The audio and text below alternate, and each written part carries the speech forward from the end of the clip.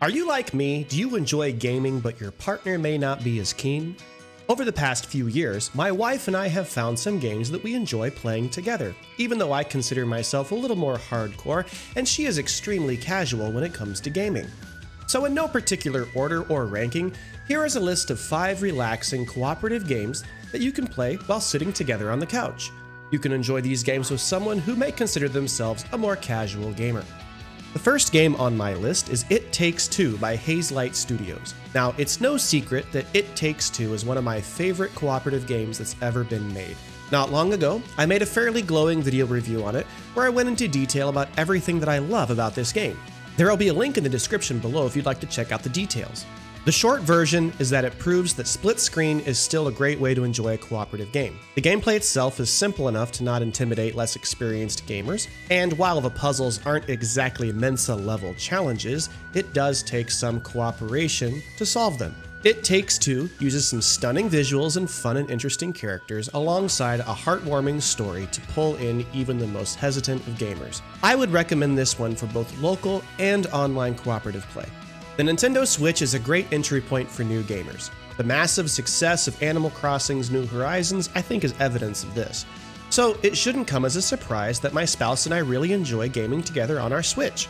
Overcooked 2 is a cooperative cooking simulator in which you and a team of up to 3 other chefs try to save the world from the zombified unbread. Yes, you heard me clearly, I said unbread. You do this by slinging hash and serving up meals out of a collection of absurd kitchens while trying to overcome various over-the-top obstacles. You might find yourself making pasta in a hot air balloon, and then you're going to crash land in a sushi shop. It can get really fast-paced, and eventually it will overwhelm you. That's kind of how the game works.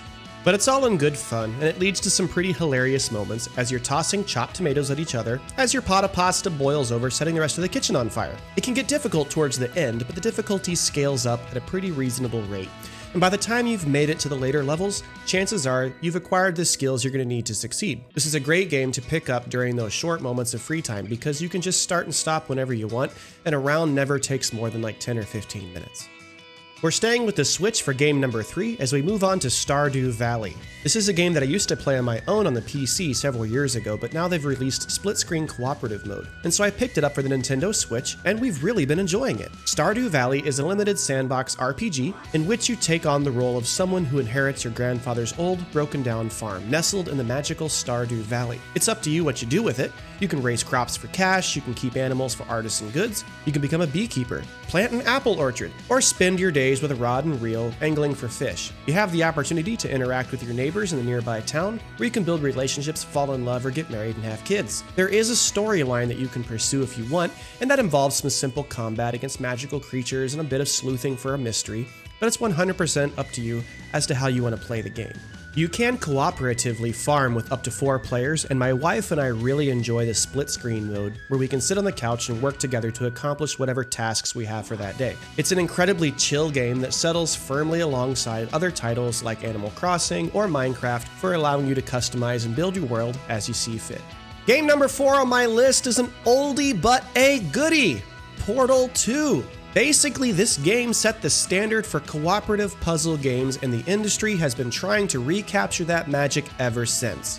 In Portal 2, you play as a pair of test robots who are attempting to complete a series of challenges put forth by an AI overseer. The game centers on the portal creation mechanic, in which each player can use a portal gun to shoot portal openings on various surfaces. You then travel between these 2 points. By combining your portals and making creative use of the environment around you, the players try to locate and access the escape door in each testing room. Now, there's no consequences for failure other than being hilariously mocked by the AI, and so it's a very low-pressure game that gives you plenty of time to work out how you want to solve the puzzles. It's another great game that you can just pick up and put down as you have time, due to most puzzles taking about 15 minutes on average and 30 minutes at most. For game number 5 on our list, we're coming back to the Nintendo Switch. My wife's favorite game to play together is Super Mario Party. This title is basically 2 games in one. In standard mode, up to 4 people can compete individually or on teams to move around a game board trying to collect the most stars before the number of turns runs out. Between each turn, you compete in random mini-games to earn coins that can be used to purchase power-ups and stars. Fewer players can also compete against the game AI with different levels of difficulty.